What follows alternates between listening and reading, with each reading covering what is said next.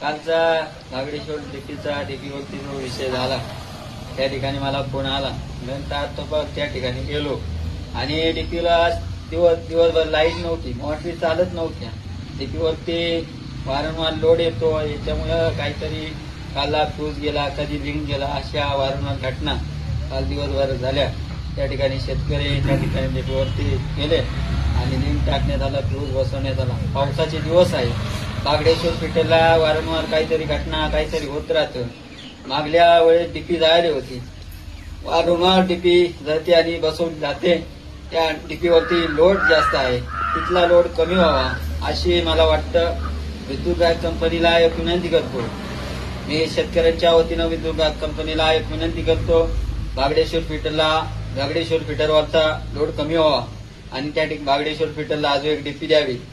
ते डीपीचा प्रश्न मांडला की शेतकऱ्यांका बिल मागितले जातात, बिल दाखवा, बिल मागितली जातात. बिलांचा त्या ठिकाणी प्रश्न येतो. बिलांचा अशा पद्धतीनं त्या ठिकाणचा लोड कमी व्हावा अशी मागणी विद्युत कंपनीला करतो.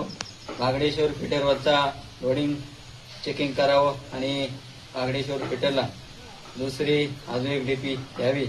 त्या ठिकाणी अजून एक डीपीची गरज आहे. त्या ठिकाणचा लोड कमी होईल आणि शेतकऱ्यांना डीपीवरती वारंवार जायला लागणार नाही. आज पावसाचे दिवस आहे, पावसाळ्याच्या दिवसामध्ये डीपीवर जाणं शक्य होत नाही की पाऊस पडतोय आणि वल्ला असतं, वाल्यामध्ये झटका बसू शकतो, अशा गोष्टी होऊ शकतात. मग शेतकऱ्यांनी करायचं तरी काय? मी एक विनंती करतो की विद्युत कंपनीला तुम्ही शेतकऱ्यांना विचारता बिल विचारायचा अधिकार तुम्हाला कोणी दिला? शेतकऱ्यांनी डीपीची मागणी केली, डीपी द्यायला पाहिजे, शेतकरी देतील ना, दाखवतील ना बिल. तुम्ही बिलांचा प्रश्न आणता, त्या ठिकाणी बिलाचा प्रश्न येतो. मग शेतकऱ्यांनी सांगितलेलं लोडिंग डीपीवरती आहे, मग तुम्ही चेकिंग का नाही करत? डीपीचा तुम्ही सांगताय डीपीवरती लोड मापात आहे, मग असं डीपीवरती वारंवार डीपीवरती लिंक जाणं, कधी फ्यूज जाणं असं होतं का? मग तुम्ही म्हणता लोडिंग आहे, मग दुसरी डीपी द्यायला तुम्हाला हरकत काय आहे? दुसरी डीपी द्यायलाच पाहिजे शेतकऱ्यांनी. दुसरी डीपी बागडेश्वर फिटरला अजून एक डीपी बसायलाच पाहिजे.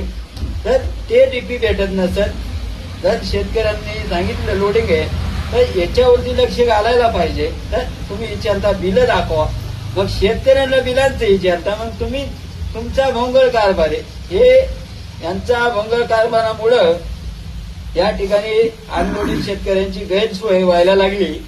यांना सांगतो, जर बागडेश्वर फिटरला अजून एक डीपी पाहिजे, डीपीची मागणी करतो तुम्हाला, अजून एक डीपी द्या. तुमचं काय कागदपत्र असतील ते आम्ही देतो, याही सांगतो.